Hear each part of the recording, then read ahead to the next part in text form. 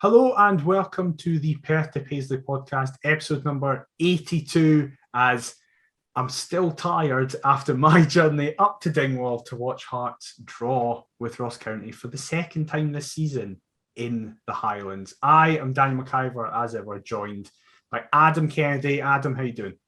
I'm all right, mate. What about yourself? I'm doing good. As I say, had a very long day on Saturday, a 13-hour round trip, if you include the game itself. But what a laugh it was. 13 hours for 90 minutes. Wow. Puts things into perspective, doesn't it? Yes, it really, really does. But we'll get to that. We've got a lot of talking points. We're going to speak about, obviously, the game that happened at the weekend. We've got a discussion that could affect the general of Scottish football, to be honest, upcoming as well. And then we'll finish by previewing the kind of dress rehearsal derby, as some are calling it. But the less important of the horrendously terrifying two. Yeah. Basically, aye.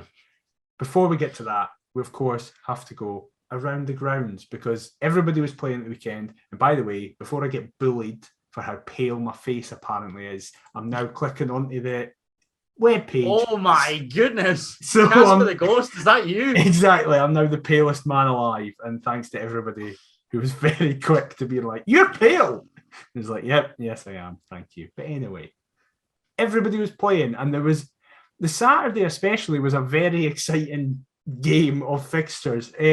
Motherwell finally won in 2022. It took them till April, but they finally did it. And they did it in the most Motherwell way possible, in an insane 6-goal thriller as they beat St Mirren 4-2, 5 goals in the first half. Then it was kind of the story of draws, as Aberdeen twice surrendered the league to bottom of the league Dundee in quite a controversial game. We obviously drew with Ross County. Hibs joined us in a 1-1 draw as they drew with Dundee United. Again, a game marred by controversy. And then finally on the Saturday, perhaps the most controversial game of them all in terms of a decision that I'm sure Adam will speak about soon. St Johnstone continued their recent run of form as they beat Livingston at home. And then, of course, on Sunday, it was the Old Firm, as an Old Firm happened with controversy was very much the word of the day during it, as Celtic kind of won the league title at Ibrox as they won 2-1. Adam, what did you make of all the games? Before we talk about sort of each individual game, I'm going to say 2 correct scores in my Who Scored previews this weekend. Pretty pleased with that. One coming on the Saturday with Hibs and Dundee United drawing 1 apiece at Easter Road, called that. And I actually got the Old Firm bang on as well, which, was quite something. I also backed Aberdeen to score twice at Dens. However, I did not see them conceding 1, let alone 2. So that was hilarious. Hibs United, I expected. I did have Motherwell to win, but I certainly did not see 6 goals arriving at Fir Park. Rather just the 1. I had Motherwell to win that 1-0. So when I saw that St Mirren took the lead after 3 minutes or whatever it was, I was like, that's great. They took your prediction personally and was like, right, we're going to prove that we're class. Eamon Brophy has heard you slagging him off on the podcast and was like, I'll prove Adam right, but I'll prove his prediction wrong. Yeah. And I also had St Johnstone to beat Livingston. However, looking back, why I didn't just put 1-0, it would have been the most plain scoreline to see. I did have Saints to beat Livy by 2-1. Livy easily could have and should have had a penalty, which could have resulted in a goal.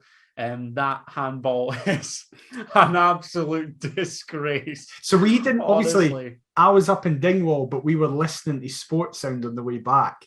So we just heard all of the panelists going, "It's the worst decision you've ever seen." And then Martindale came on and was just a ball of rage for 5 minutes.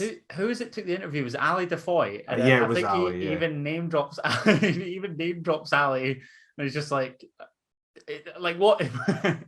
I think that was as close to a kind of treading on thin ice interview as we could have expected from Davy Martindale, to be honest. He knows full well that if he goes Tonto, there'll be wrist slaps aplenty. So he did well to. Yeah. I was going to say keep calm, but he didn't really. He's got every right to go as nuts. Oh yeah, I don't think anybody was disagreeing with him. No. And that being said, like the Old Firm as well. When I saw 2 goals after 7 minutes, I was like, why did I only predict 3 goals in this game? But then, a bit like our match, the first half was an absolute cracker, and the second half just sort of fizzled out into real nothingness in the end. So yeah, God bless the Cinch. Love the fact that Motherwell have won once this calendar year and are now back in contention for a European place. It really is incredible. And there truly is no league quite like the Scottish Premiership, as I'm sure we'll come on to later as well. And yeah, in amongst all of that, all these interesting games with everything happening, we had, at least as Adam said, a first half of all that and one moment in a second half as we travelled to Dingwall to play Ross County. This season's been, I feel like the 2 prior games against Ross County have also been quite interesting. Obviously, lots of goals between them. So before we get into anything, you said 2-1 last week on the podcast. I also said 2-1, but you said a win. I said a loss. The team then comes out. Now, was there 3 changes made? 2, I think. Benny and Atkinson dropping out for Cochrane and Civic, is it? But Haring also start. But I thought Cochrane didn't start against Livy. I can't remember. Basically, this is the team. The team was, BBC have it down as a 3-4-3. I don't think it was. I think it stayed in 4-2-3-1. It was Gordon in goals, Civic and Cochrane as fullbacks, with Halkett and Kingsley in the middle as 2 centre halves, Haring and Halliday as the 2 centre mids, then a 3 of McInnes wide right, Barry Mackay wide left, with Boyce in the 10 behind Ellis Sims. Do you know what's got you confused? Is that Halliday was listed as a left back against Livingston, but he'll have moved into midfield. That's what it was. So Beningame and Atkinson were the 2 that dropped out, for Cochrane and Civic at left and right back respectively. That makes sense. What did you think when you saw the team? And did you have any clue what formation we were playing? No. to answer your latter question, I think that pretty much sums it up. We just, you know me, I love slating the Hearts graphic whenever I can. However, when everybody saw that collective list of names, I don't think there was a single soul who was going to guess exactly what we were playing. I think I've learned sort of as the season's gone on, sort of approve the names and then watch as the game's kicking off where everybody's lining up and gauge something from there. Because that seems to be the kind of I don't know, common ground per Hearts, like naming the starting 11 every week. Everybody's so quick to be like, right, we've seen the names, what formation are we playing? And then you'll get like a whole host of stuff that comes back. Some of it you could sort of see, some of it makes no sense whatsoever, but that person's adamant that they're right. But yeah, I was a bit surprised that Atkinson was out. I didn't realise that was the case. Obviously, we've now learned that it's through illness and whatever. But yeah, I think my main sort of main thing to keep an eye on, I guess, was who was starting in midfield in my Congolese King's absence. God bless him. I think that's fair. I actually didn't realise Atkinson was missing. I was reading the team and just kind of, I don't know if I just presumed he would be in. So I was thinking, God, where's everybody fit in? I think it's this. And then I was like, oh wait, Civic's starting. And that threw everything off. Is that because of his squad number being 12 and it's sort of halfway up down the list and it gets lost in like that? I think, what was it, a view from the terrace called like 4th to 10th, the glob. The glob, yeah. It gets lost in the glob somewhere.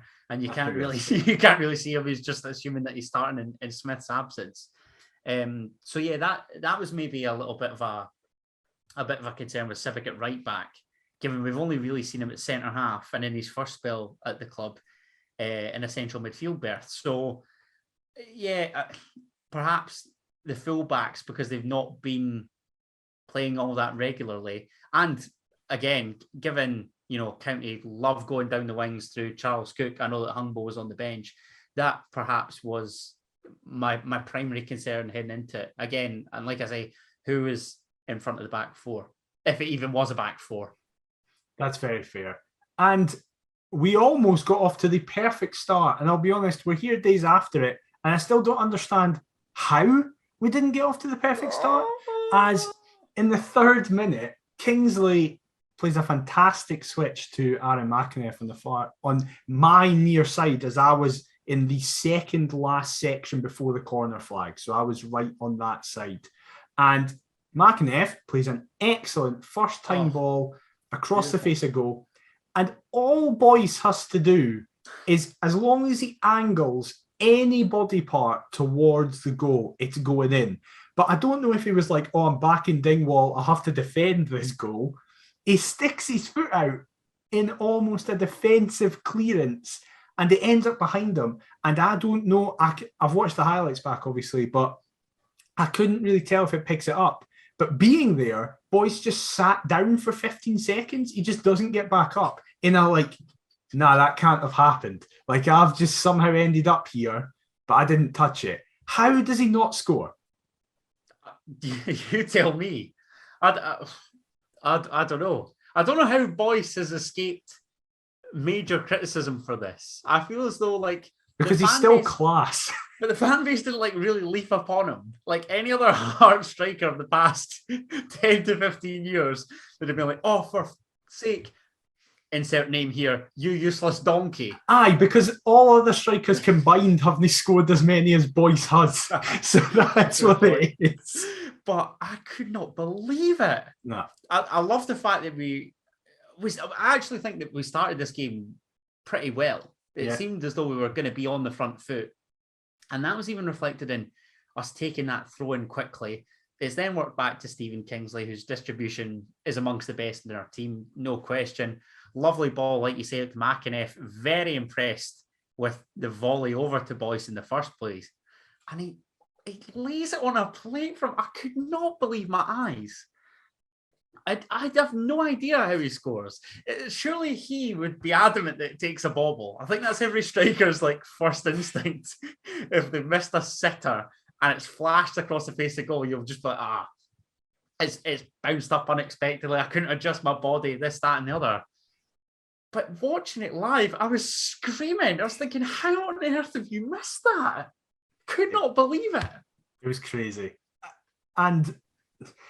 yeah, I don't even know what to add. Dare I say it, had Sims missed that chance, he'd have got even more dog's abuse as well. I don't know if it's because of his big banana feet or I just think it's because Boyce has been routinely our best player on the park. So, like, for example, I'll happily say it.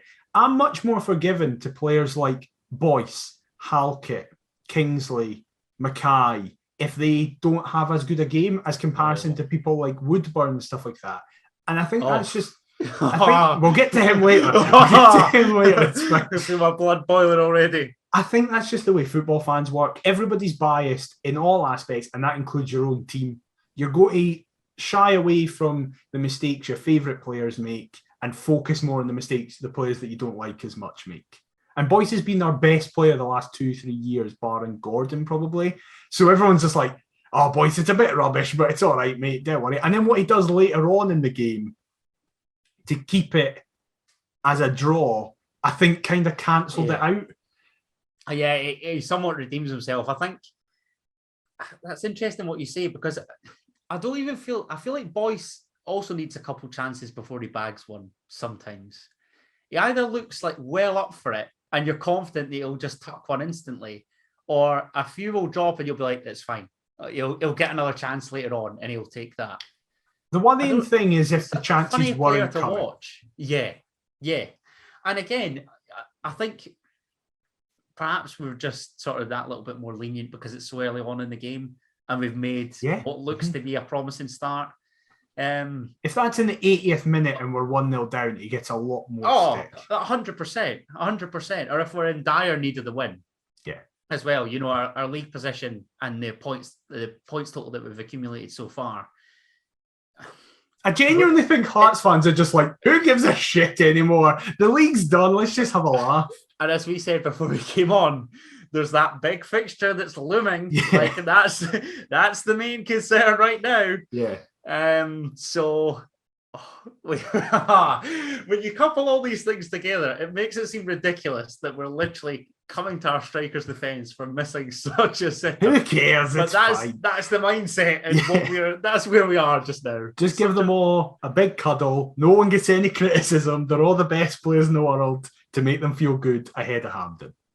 Yeah, just as well you get that last bit in there till 3 o'clock on Saturday the 16th, and then they'll know whether they've done well or not. Exactly. However, someone who didn't do well in this moment, in the 14th minute, Halliday loses the ball in the middle of the park, and Regan Charles-Cook capitalises on it incredibly quickly, drives forward as he's done all season before the ball is eventually blazed over by Tilson, Ross County's kind of first major chance. That was closer than I think it looked at first glance. Yeah, I think it's because Gordon is clearly, he knows it's going over, so I think people are thinking, that there was no chance of it, but it's actually reasonably close. He's like, Gordon's comfy, but it's not a million miles away by any stretch. A decent strike, and what you'd said about Regan Charles-Cook, I know we're sort of talking about the early exchanges within the game, but I'm very impressed with how we kept Charles-Cook at bay. You know, he did nothing.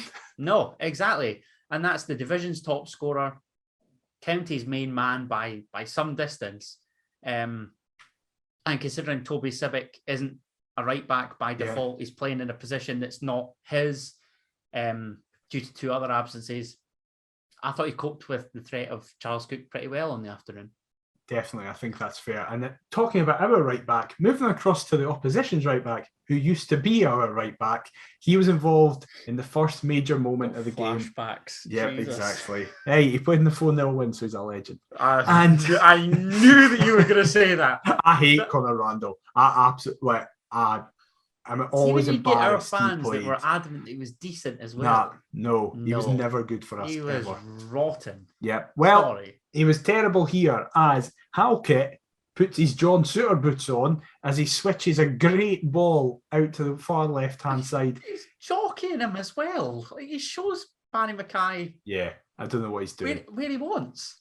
Barry Mackay takes it, gets past someone. I don't actually know who it is. And then Conor Randall.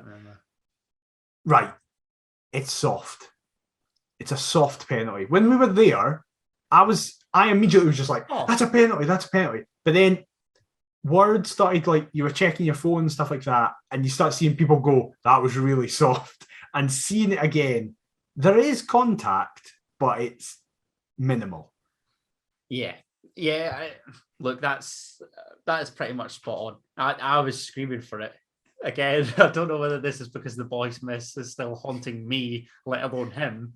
But yeah, upon second glance, I don't think there's a lot that Conor Randall really does wrong other than show him where Barry Mackay probably wants and he makes a motion to move across him, which I think knackers him. It's not as though he swipes his legs. Nah. Because then there's absolutely no doubt. Yeah. Again, it appears as though there's a coming together at first, but not really. And I sort of agreed with Laurie in commentary when he said that Barry Mackay was on the way down prior to any form of challenge taking place. So it was soft. But my concern was more with Barry Mackay stepping up to take the spot kick, if I'm honest. Well, I'm a big fan of Barry Mackay's. I love watching him play. Everybody knows that, and I've made my feelings, abundantly clear several times.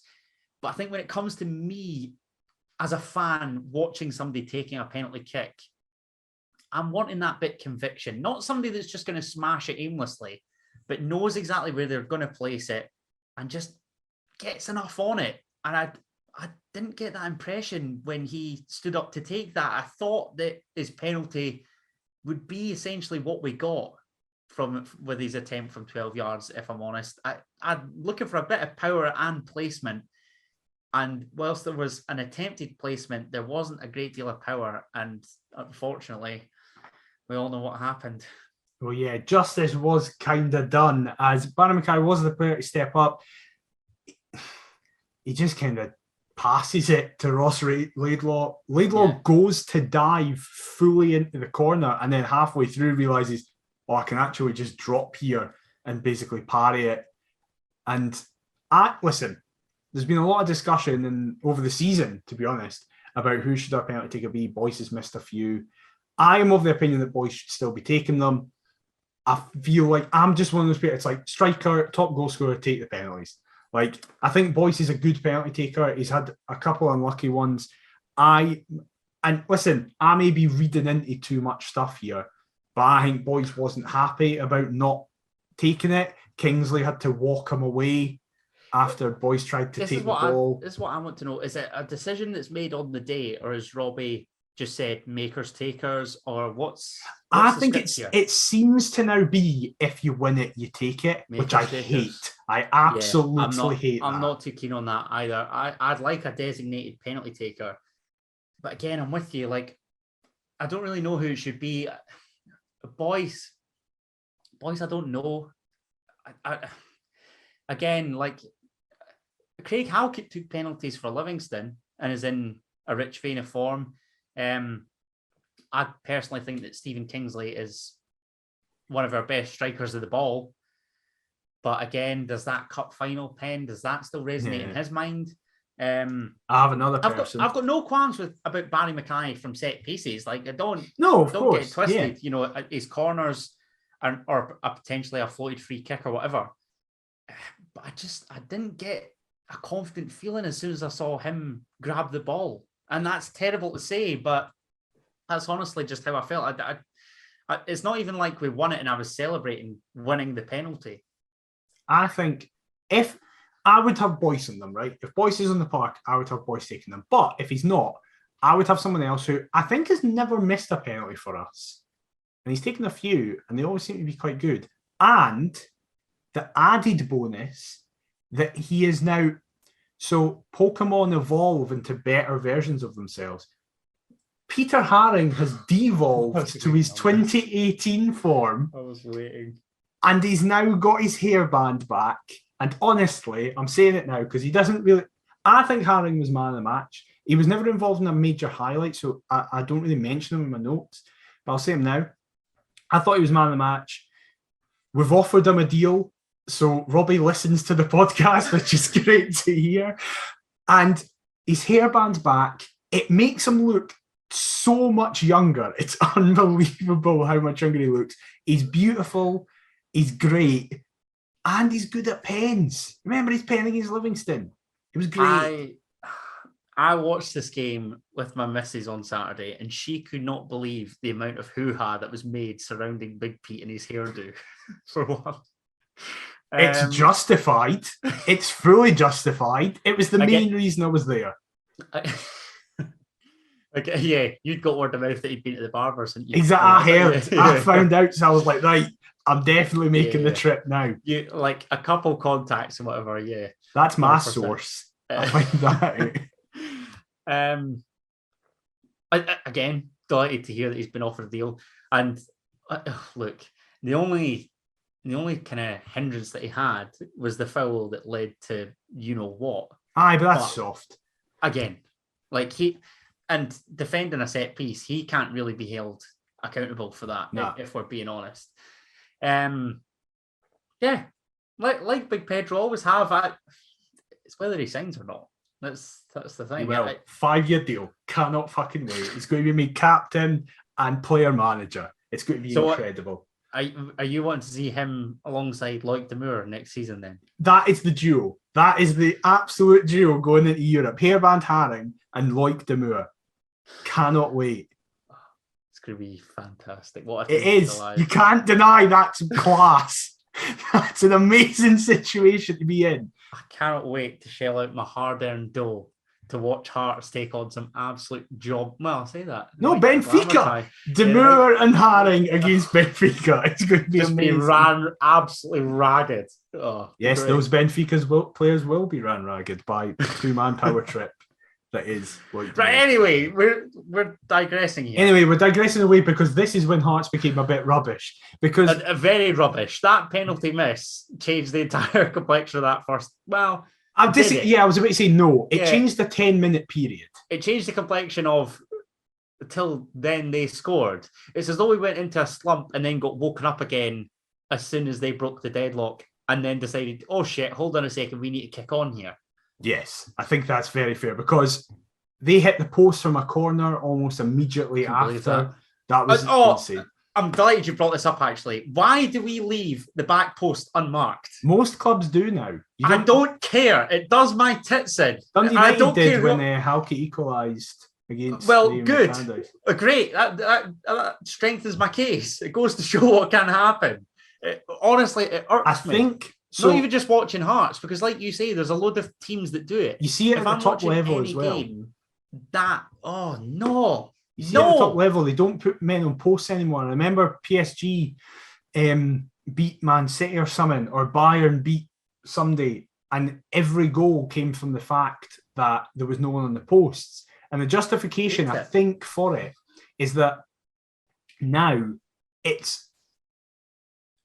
yes, you might concede, but it's better to not have men in the post, as it means that there's a higher chance to catch the opposition offside. Because if you've got men on the post, it's basically impossible for the opposition to be offside in the box. So if you take the men off the post, if you can defend it, it means there's a higher chance that it'll be offside. How often do you see teams ruled as being offside from a I don't know. Anyway? I think it's like, I remember Guardiola speaking about it, and he was like, the data has shown... He's behind it. Here we go. But Man City conceded less goals from corners last season because they stopped putting guys on the post. No. And therefore, Guardiola's that's what's happening. I know he's not going to be listening in. He's not. I think it works. I think it works for Pep. But Pep, I'm not having it. I think it works for the top level, but because you simultaneously, it's not like you just go, don't put guys on the posts and that'll fix everything. You simultaneously don't put guys on the posts and hold a line. And at the top level, you have the players good enough to do that. Whereas, maybe it's more kind of schoolboy, or it's more schoolboy in Scotland. So. The Scottish Premiership have looked at what Guardiola's done and was like, so you just don't put men on the post and never concede corners. It's great. And they're missing that key aspect of it. Because, I can't believe they missed that. And then, as you said, Haring gives away a foul on the near side of the camera. And it's the simplest of free kicks. It's just lofted in. It's in a great area. Yeah, it is. And is it Iacovitti? Is that who scored? It is Alex Iacovitti, yes, absolutely. It's the easiest goal he's going to score. It's literally just a tap in, and we're 1-0 down on the half-hour mark. Because, like I say, it's in a great area, and we just switch off. It's not as though County are like a wee team. You know, John White up front, he's not a goal scorer, but he's a big boy, he's a handful. The centre halves, they have notable aerial threats, but maybe we're so focused on heading something out that we don't notice that Blair Spittle can whip one in fairly low, and then he gets across his man and just pokes it past Gordon from, a couple of yards. I wonder what Liam Boyce thought of as soon as that went in, and Barry Mackay simultaneously. We could have been 2-0 up before that. Yeah, they must just both be thinking, fuck me, like we've wasted the two best chances that we've had this half. And you know what makes it all the more annoying is that I said 2-1 on the pod. I put 2-1 in my preview. And had we taken one of those? Oh! But then again, had we taken both, maybe we don't concede at all. Yeah, exactly. The whole game changes. But speaking about them, it was only a few minutes later, 6 minutes later, that Barry Mackay, after not scoring in fucking 800 games for Hearts, he gets one, and the floodgates seem to have opened as Eddie Bringaby syndrome. Wait so long, and then, do you know what? I'll just score what I want now. That's great. Mackay does incredibly well on the near side, gets past Conor Randall again, plays the ball into the box. It kind of pinballs. There's a big stramash in the middle. It ends up back at Barry Mackay, who just... It's not about placement or anything. He's like, I just need to hit this in the direction of the goal. Takes a slight deflection, but 1-1. And I'll be honest, I think, because fuck all happened in the second half except one moment. Terrible. I think overall, we controlled the game. I saw somebody say at halftime with 73% possession or something like that. Bloody hell. Like it was crazy. But I think Ross County had the best chances. So I think a draw was quite a fair result, to be honest. I think we were the better side, but they had easily the most clear-cut chances.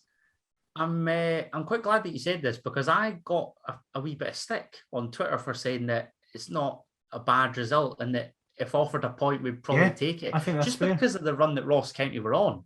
Like, they're very good. That's them now there. 9 unbeaten at home. And I think their last loss was literally in the dying embers to Celtic, that Ralston header. Mm-hmm. Yeah. So it's not as though, and they're the league leaders, it's not as though it was easy for Celtic up in the Highlands by any manner of means. Rangers chucked it against them, Hibs chucked it against them. Like, I think going up to Dingwall initially is a tricky trip. I think the distance alone takes it out of some teams. But the fact that, we've got a couple players on the treatment table, it's not a must win by any stretch. Yeah, we'd like that little bit of momentum heading into back-to-back derbies. But as long as we don't lose, I don't really see how it can be taken negatively. We've got a not bad record up there, considering I think we were unbeaten in 8 trips. Yep. Now 9. So do you know what? I'm calm. I know that the performance was pretty dominant. Ultimately, we'd like to see Hearts score more goals, carve out more chances, create more opportunities. But sometimes it just doesn't pan out like that for whatever reason. It's not as though we could have done much more to try and win the game. So to walk away with a point, is it really worth greeting about? Not in my opinion. I don't know if it's just maybe because I was there and it was the whole day, but I just had a great day. I didn't care if we got beat. So drawing after what was quite a good game overall, especially the first half, I was happy. And the fact that we could only name 3 senior subs, one of them was a goalkeeper. Like, we're missing Suter, we're missing Devlin, we're missing Benny, we're missing GMS, who before his injury was coming into some form of form. Smith. Yeah, we're missing most players who would start. I don't see why everybody's raging. Like, these will be the same fans that reckon that third's already done. So yeah, you can't have it both ways. I'm very much like third's done, so I don't give a shit if we lose every game for the rest of the season. You know what I mean? Like, you're getting 2 points, really, but for what? Because we're miles behind the Old Firm. Yeah, it's not like we're going to supposedly miles ahead of everyone else. Like, we can't. We're stuck here. Yeah. What are you crying? Like, why are you crying? What? I don't get it. Some folk just moan for the sake of moaning. So, look, it's not the worst result, and it would have been nice to win the game. Then we could have been, even clearer or further ahead. But so what? Like we're 14 points clear with 18 to play for. The big one is a week on Saturday. Talk to me after that, a week on Saturday, and that's fine. We've got a 100% record against that mob to maintain at Hampden Park. Please, Hearts, do not let us down in that. Well, that's all I ask. The second half kind of came and went. We had a chance where Mackay went close. Halkett lost possession and they went close with Payton. And then, unbelievably, this isn't in the Hearts TV highlights. I can't believe this. I don't understand. I didn't watch Sports Scene, but I'm assuming that it's not in their highlights package. No, either. It is. They actually make a massive. They show it initially, and then they go back to it. And James McFadden's just like, he's the best thing in the world. He's so excited. That's because McFadden's the type of man to put like country over club in some instances as well, though. They spoke about that a lot. They were just like, he's good. Oh no, it was Jack Ross, not James McFadden. It was Jack Ross. Oh God. Yeah, what am I talking about? But this entire day and trip was worth it for 2 moments. Seeing Haring with his headband, with his haircut. And definitely not the scrappiest goal of all time. No, not at all. Craig Gordon has made countless saves in his Hearts career that you would go, well, that's the best save of any other keeper's career. I genuinely believe this is up there in his top 3 saves ever, and it is easily the best double save, or just save in general, I have ever seen in person and will ever see, unless he just decides, oh, I'll just one-up it at some point. Which you feel as though he might. Yeah, he could, because he's that good. Could. A shot comes from the edge of the box. Gordon does well initially to get down and palm it onto the post. And then every single Hearts fan around me had resigned ourselves to the fact, oh, for God's sake. 100%. You could hear and of all it. People, Ross Callahan, Ross Callahan. stab home. He had a couple chances. And he was desperate to score against us. Oh, absolutely. And Very I thought desperate. that this was net bound. You could hear the deflation kind of, just the, as Callahan is 3 yards out, he has time to take a touch. The goal at his wake. He could put it anywhere. He actually gets it slightly in the corner, and Gordon appears from nowhere and tips it round the post. We as a stand celebrated that more than the Barry Mackay goal. We were all, from that moment of it happening to when the ball got crossed in for the corner, we were all up applauding and cheering it. It was, I can't, but I've probably watched it between 20 and 30 times. Like, can I just say, Sky quoting Jordan Allen's tweet, yes, or name dropping Jordan as well. I'm yet to message him, but he'll feel mega after that. He'll feel as big as the save. Yeah, exactly. I think the Laurie and Rob's commentary is great, particularly Rob's commentary is so good because he just kind of loses it and he's just like, oh my God, he's the best thing ever. What was it like for you watching at home? My jaw dropped. I was genuinely in disbelief. I was thinking, how in God's name has he managed to save that? It's unbelievable. And then I had a load of mates that support other clubs get in touch, just be like, that is genuinely astonishing. And that's when you know it's good, because so many opposition fans have shared it, being like, this is ridiculous. Celtic fans bang on about Joe Hart as though Craig Gordon's like their ex-bird that they're looking to get over. It's like, come on. Honestly, it's unbelievable. Don't know how he does it. That is genuinely astounding. And he's sort of, when you watch him now, I just feel as though I'm taken back to like watching Hearts as a child. Like it genuinely brings back such nostalgia where you're so blissfully unaware of scores and games, but you're fully aware of how decent some players are. He's something else. He really, really is. He's the best Scottish goalkeeper I've ever seen, without a doubt. And I know easily that there's debates with kind of Scottish goalkeepers sort of all time. Mm-hmm. There's no debate as far as I'm concerned. Craig Gordon is the greatest Scottish goalkeeper of all time. It's fact. We are so blessed that he is a Jambo. It's insane. And because that was a game, it finished 1-1. However, a moment happened in it that, speaking about taking ourselves back to our childhoods, a certain player made his debut that made me, Adam, and a lot of people feel incredibly old. We're old men, Adam, and we have to just accept it. So, speaking about being wee and watching Craig Gordon, well, one of our first ever favourite Hearts players, because of the age that we are, is Andy Kirk, former striker. His most famous moment is probably on my 5th birthday, scoring the first in the 5-1 game. Yeah, the only one that Mark De Vries didn't score. Yeah, exactly. And one of the best finishes on the day as well. The chip is great goal. It's a brilliant finish. Scored my first ever Hearts goal. What a thought! In 20 years of watching this club, and that man scored the very first. Well, you all know why, but if you don't know, the reason we're mentioning Andy Kirk is that Hearts put out a tweet. In May 2004, Andy Kirk played his final game for Hearts, and in his arms on the pitch, alongside Craig Levein, is his 2-month-old son, Mackenzie.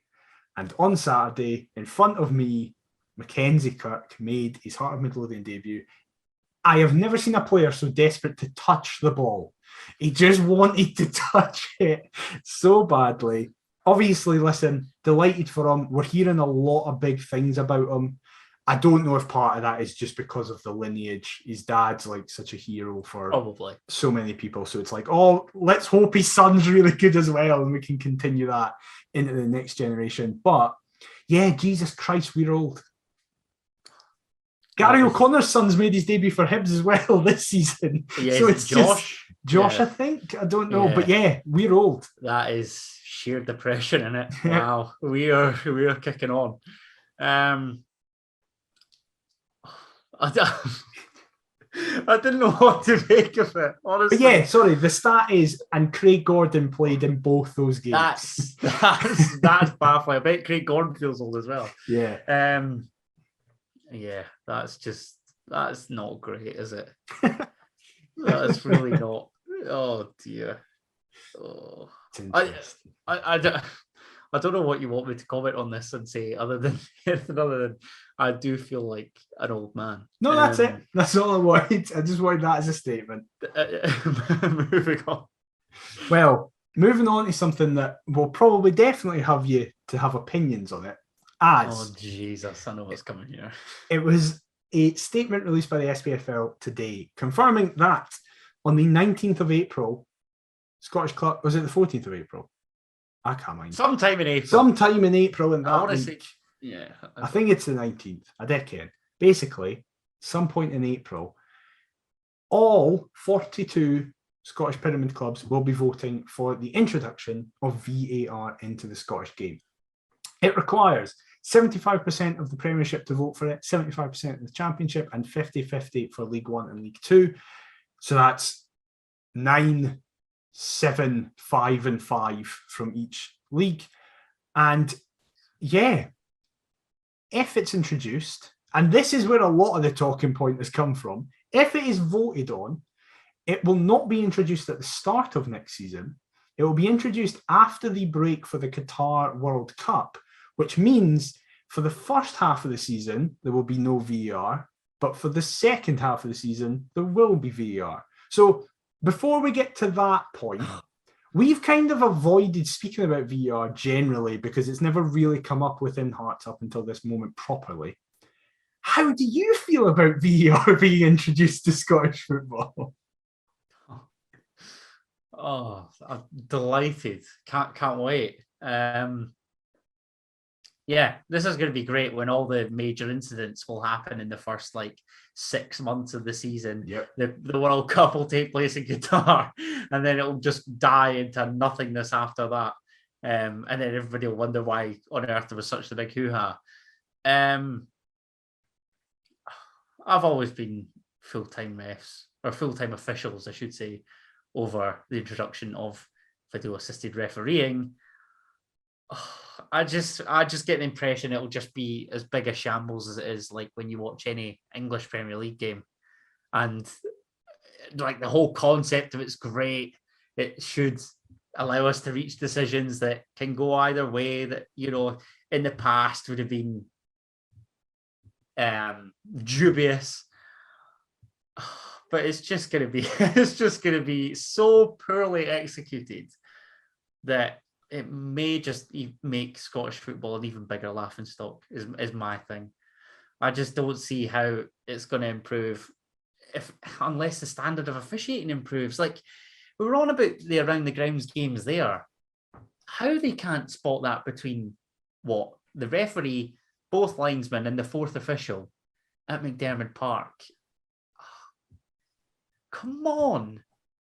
So we really think that numpty's elsewhere. I mean, I'm assuming this is going to be in a neutral location, the kind of headquarters for it. Is it at Hampden then? I don't know. I don't think it's been announced where. No doubt be in Glasgow somewhere. Oh, anyway. Yeah, it'll be in Glasgow. Yeah. But, I'm not looking forward to it, mate. I'm really not. So it's my thing. But I know that you're massive on VAR. So I love VR. I love VR. Yeah, I've always been in favour of VR. I've always been in favour of it. I agree with your point about how we poorly it's managed. No, I agree with the point that we should also have professionalisation of refs and full-time refs. And I think that also should be a priority. It's evident that the SPFL and the SFA have decided that the priority is VR. I hope that once that comes in, the next step is to go, right, we now also need to introduce full-time refs as well, because I think that can only benefit it. Yeah, as I say, I've always made it clear that I'm in favour of VR. I can understand some of the complaints against it. I personally don't understand other complaints against it. I take your point that, for example, there will be... Listen, VR will get stuff wrong. There will be times where VR gets stuff wrong against Hearts, and I'll be furious. But I think VR gets it right more times than it doesn't, but the focus is often put on the times when it doesn't. So it's always... People will focus more on the times it doesn't. So if in a game 30 times VR is used and 29 times people think, yeah, they got that right, then the one time they get that wrong, people will go, see, VR 100%. Is not fit for use and stuff like that. I think, for example, the two things that come to mind from this past weekend, in the Hibs game and the St Johnstone game, I think VAR overturns the referee's decision both times. I think Livingston get a penalty. I think if a ref goes and looks at that on the screen, I think he goes... Or at least you'd hope they'd get a penalty. Yes. If VAR is used correctly, they would get a penalty there. And I believe Hibs also get a penalty. If not get a penalty, I don't think Chris Mueller gets booked for diving. No, probably not.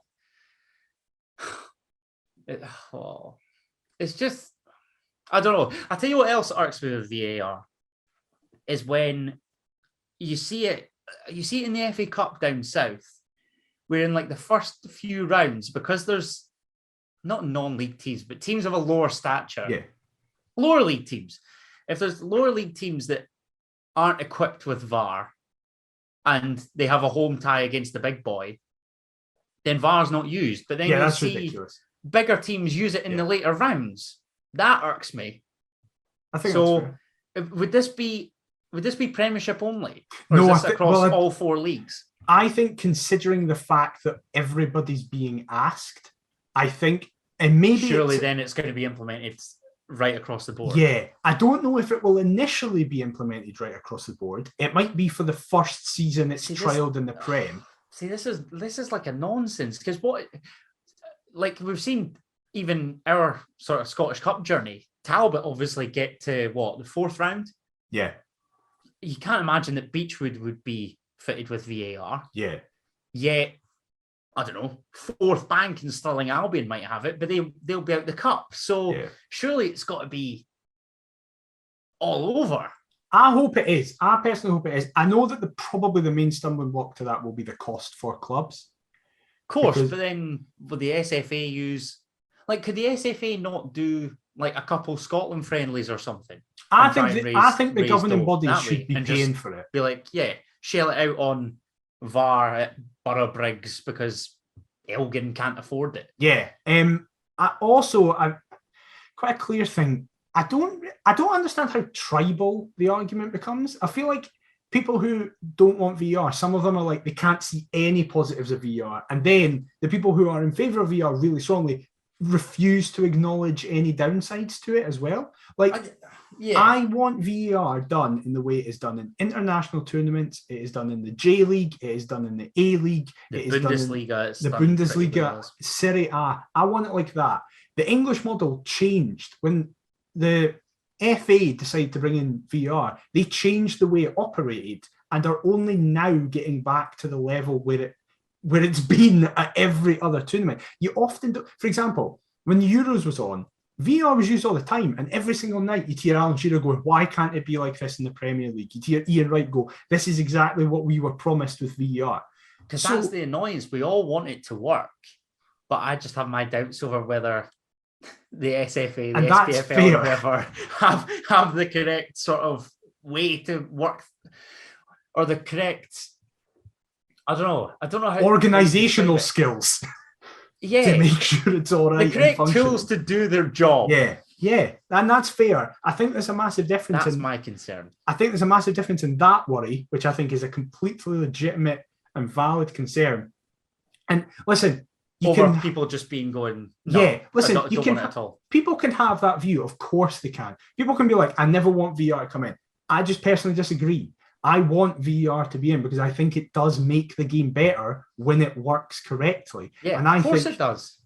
I How think many most times have you places walked do. away irked at a decision? Like, even if we take something trivial like, do you remember that time Hearts played Celtic at Tynecastle, and I think it's Stephen Elliott gets the final touch, Yeah. and he knocks it over the line. It's not given. Celtic go up and score. Mm-hmm. There's little instances like that where no matter who you support, you can instantly pin it to your club, and you could wish for VAR to carry something out correctly so that doesn't happen. Yep. That's what we want. We want it to be carried out correctly. My doubt is that I don't believe the SPFL and the SFA can correctly carry it out. Well, but we'll see. We'll just need to wait and see what happens. This may be a completely null and void argument, as clubs may not vote for it. We'll just have to see what happens. Watch them do it one by one as well. I know. The Premiership for like a month. Yeah. They'll trial it there. Then they might introduce it to the Championship because they've got the Friday slot. So they'll think. Actually, connecting it to Hearts. Hearts were involved in the first trial of VAR in Scotland this weekend at an under-14s game. I did see that. An under-14s game. That makes sense, though, because trial it at a level where there's not going to be really dubious decisions. It's probably going to be quite cut and dry. No, I know. Situations. It just amuses me. The sentence itself is like, of course, this is how we're doing it. Yeah. But it does. That's what gives me some hope. It's like, actually, when you think about it, that's quite a sensible way to start trialing it. Do you know what? I'm maybe prepared to eat some humble pie. Sorry, SPFL and SFA, but we'll see. The jury's still out for me. We'll just need to wait and see. However, there is one more thing I want to talk about before we get to the previewing of this weekend's game, because we haven't spoken about it yet. We've made notions towards it throughout this podcast, but we recorded early last week, so missed the official news that Benny Beningame is out for the rest of the season, and by all accounts is actually out for a decent chunk of next season as he damaged his cruciate ligament. Now, next time Benny will be back, VAR will be introduced in Scotland. Exactly, yeah, there is a real chance of that. Now, I found out about this a week early from a source, however, didn't want to believe it. So it's just like, I'm delighted you get that from me. Yeah, I couldn't ruin you. But found it out, hoped it was wrong. Unfortunately, it was not wrong. And it means that potentially we are going to be missing both Benny and Devlin for this double head. Well, we're definitely missing Benny, obviously. But I mean, for this double header of derbies, we could be missing our two best midfielders. I'll come to you because, as it's been made very clear, we both love both Devlin and Benny. We're both huge fans. However, I'm more Team Devlin, you're more Team Benny. So I was gutted, but I was worried that you were going to do something really dangerous when you saw this news. How did you react? Oh, I was in class. That was that's so much worse. And then we literally went to a break, and I was just flicking the phone. Just, you know, when you sort of press power up and then you just see your notifications. Like, I'm subscribed to a shitload of newspapers because it helps, like, with injuries and whatever, and knowing who's available and whatnot. And of course, Hearts pop up because I control the Perth to Paisley account and get Hearts notifications. And I saw that my dad had messaged me and whatever, so I was just like, oh, this can't be good. I was legitimately devastated. Thankfully, like, most of the class had just vacated to go and get a coffee or something. And I just sat You could there. have a breakdown yourself. I just sat there, I just felt my head just make its way towards the desk and just, oh, no. So it's the most Hearts thing. That's a point, because I don't really know of other opposition clubs having this. Obviously, Hedgel just had it with Nisbet, where he's had a really bad injury. But we've had 3 back-to-back, essentially, because Haring it happened to, then Suter, and now Benny. Like, they are often rare career-ending injuries for people. And we just seem to have one every season. Why? And why did we go so long without an injury and then the It's gods all just look fucking down upon us? detonated. Yeah, and give us some bad ones. It's as if God was looking at Scottish football and was like, right, they've had enough injuries. And it got to February and he went, oh, fuck, Hearts exist. Oh, shit, right, I've got to get my season's worth. The big man's been distributing them out, and he's gone, well, Hearts have practically secured third anyway. Let's just insert some injuries for the patter.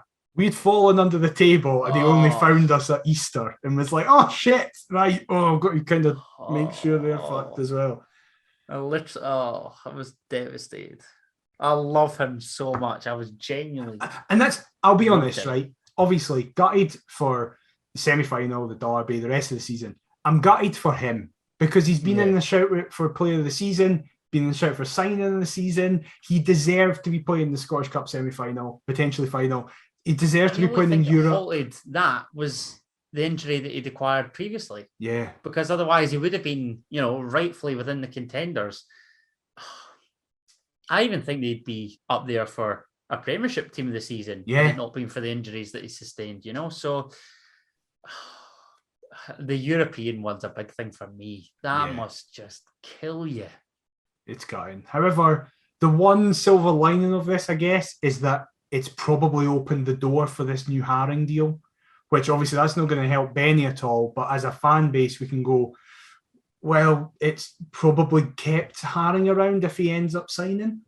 But we don't want Big Pete getting complacent and just believing that the place is his. I don't think he will, because I don't think he's that type either. Absolutely. Yeah, as a guy, I don't think he is. But Robbie's made it very clear that it's like, if we get third and beat Hibs in the semi-final, we're guaranteed group stage European football. That opens up a new level of player that we can attract. Without a doubt. And yeah, I wonder exactly how Peter Haring's mind has changed and his agent's mind has changed with Barry Bringame's injury. Even if the deal that we've offered, if he alters that somewhat and says, do you know what, I'll give Hearts like another year, whereas we might want 2 or 3. Mm-hmm. I'd love to know sort of the ins and outs of how this all like happens now, what Big Pete's thinking process is, what the agent's thinking process is. Are Hearts even prepared to only let him sign on for a year and look for somebody else instead? All these sort of factors within something like as heartbreaking as Benny Bringame getting injured it makes the whole situation so much more interesting. But I don't know. I couldn't call, what's going to happen. Just that hope that Big Pete can take the chance that he's been presented with. And if he doesn't want to sign, then he doesn't want to sign. But that's cool. And hopefully we've got, alternatives lined up. But like you say, with that whole European, I mean, it's not even just for a potential Peter Haring replacement. It's for other positions that we'll most likely need in the summer. A centre forward, you'd have thought somebody on the other flank that's as good as Barry Mackay to complement both Mackay and our sole striker, or Liam Boyce as well. You want another right back. We'll obviously need a centre half for John Suter, although there's potentially plans to put Civic back there. Going to be interesting. But gutted for Benny, and just hope that Big Pedro can replicate his Saturday performance on a more consistent basis, definitely. Well, hopefully he does it this coming Saturday. As I said in the intro, the dress rehearsal for the bigger derby, however, it's still a derby, but it's very much one that doesn't matter in the grand scheme of things from a Hearts persuasion. It's still a big one. Like, it would be funny to consign Hibs to bottom 6 as well. Let's not kid ourselves. That's the thing. So Hibs permutations have lined up here. Yeah, Hibs travel to Tynecastle on Saturday, knowing that if they get beat, they're probably not getting top 6. And they know that they have to do so without Ryan Porteous. They also have basically no real striker, as apparently Doyle just picked up a niggle, but should be fit, but doesn't know how fit he'll be for Saturday. We are obviously in a similar situation with injuries. I think this derby will be officially titled, for a Hearts persuasion, Don't Get Hurt. This is a So don't get hurt, don't get beat. Try and gain some momentum, or keep the unbeaten run alive. Yeah, it would just be funny if we won. It would be very funny because the last time there was a derby where one team could consign the other to a situation, it was on the other foot. We all know how that petered out. Yes. So hopefully, similar. Obviously, it's not as serious as that potential situation, but I mean, St Johnstone are doing really well. So if Hibs get bottom 6, who knows what could happen? I'm just looking at the table there. St Johnstone must be kicking themselves. Like, they're 10 points behind Dundee United in 4th now. Where the hell has this come from? Like, they obviously can't get out the bottom 6. But even then, like, County, who currently occupy 7th, St Johnstone are only 7 points behind them. Mm-hmm. There's a real chance St Johnstone could drag particularly Aberdeen and St Mirren into that playoff. St Mirren, I think, given they've only won once under the 7 under Robinson. So by the way, I was waiting on this. Did you hear his post-match? Yes, I did. And it's going exactly how I thought it was going to go. What do you make of that? Imagine saying to players who you've got 6 games left in your league season, where there is a chance you could be brought into a playoff position if everything continues the way. There's also a chance they could, like, very slimly not keep their top 6 hopes alive, but like, it's not mathematically impossible. Yeah, exactly. There's mental. There's so many things you need to keep these players on side for. And coming out when you've only been in the job for less than a month and going, most of these players are shite. They don't want to be here. I just need to get through this season until I can replace them all. I said when Jim Goodwin left, Jim Goodwin is a better manager than St Mirren are a team. And the only reason St Mirren were where they were is because Jim Goodwin was a manager. And since then, St Mirren have just dropped like a fucking stone. And I've been proven right. So hopefully I'll be proven right this weekend, because I think, well, not hopefully, I just think it'll be funny. I think it's going to be the worst game ever again. I think it's going to be another draw. I just think both teams are too cagey. League 0-0. That's what I think it is. Just scrapping the Edinburgh Derby. I think that's what it is. I think it's going to be 0-0 because I think everybody's waiting for Hampden for it to be mental, and that'll be like 3-2 or something ridiculous. I don't want to sound ridiculously obvious, but I would fucking love if we pumped them proper. It'd be amazing. It's been a good while since we gave them. However, it would be awful if we beat them like 5-0, then they beat us 1-0 at Hampden. Oh, of course.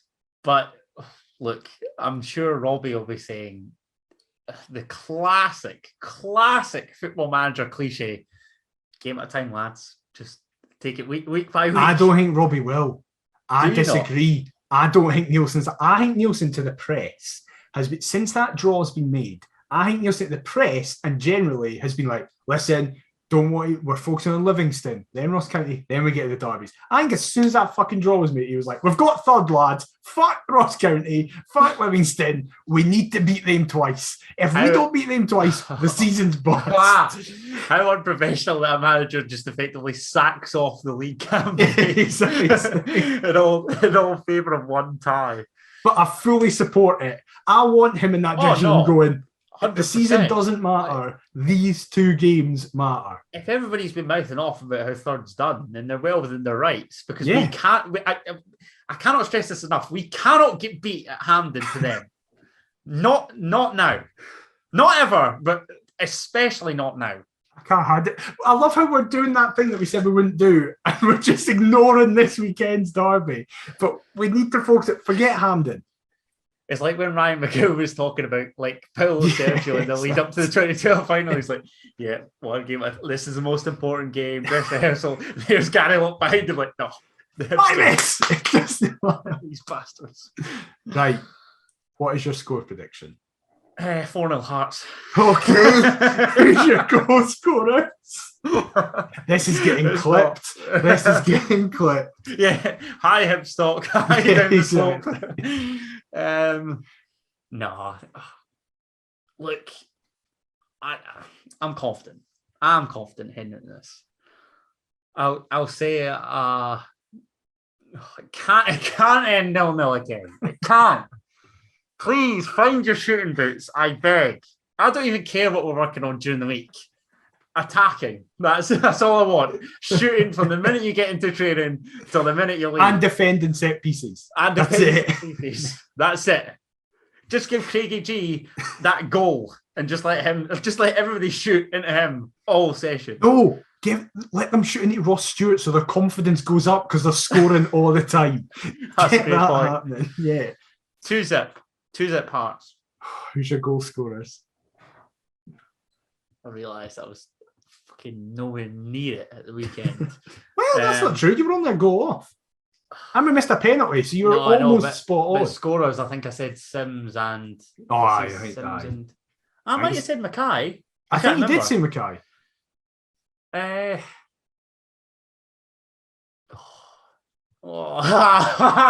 don't know. Halkett.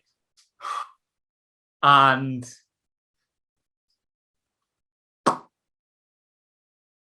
Boyce will make up for his sitter in the Highlands. Oh no! Why have I said that? You're obviously backing no goal scorer. I'm going 0-0. Just nobody get hurt.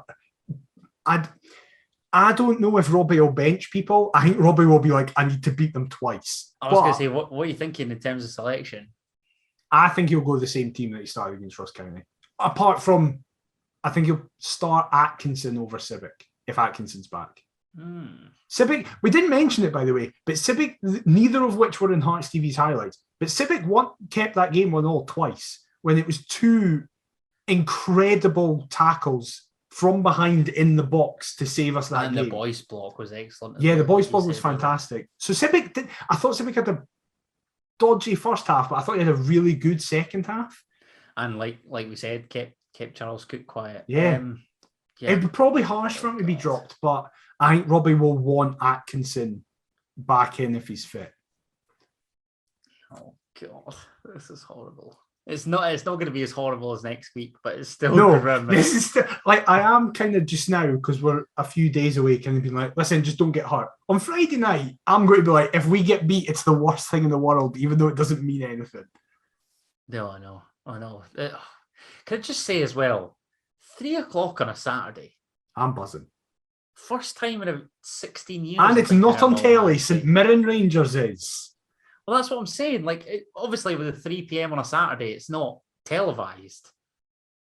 What a great TV deal that we got of organisations whom we would never criticise. No, not at all. But, yeah, thank you very much for listening. It's going to be a fun week counting down for the then fortnight. 7 days. Yeah, I was going to say, the fun week counting down for the fortnight. However, we hope you have enjoyed this episode. I'm too scared. Anyway, we'll see you next week. If you have enjoyed, please leave a like, subscribe, and comment if you're watching this on YouTube. If you're just listening to this, please leave a review or anything like that on your podcast platform of choice. It massively helps us. We're at Perth to Paisley on all forms of social media. You can also get us on the email, perthtopaisley@gmail.com. Adam, where can they get you on social media? You can get me on all the socials at Adam T. Kendall. And what about yourself, mate? I'm at DMcIver22. We will be back next week to review the Edinburgh Derby and preview the Edinburgh Derby. It's Hopefully going to Hibs are bottom 6 by then. Exactly. It's going to be an interesting episode. We will see you then. Bye-bye.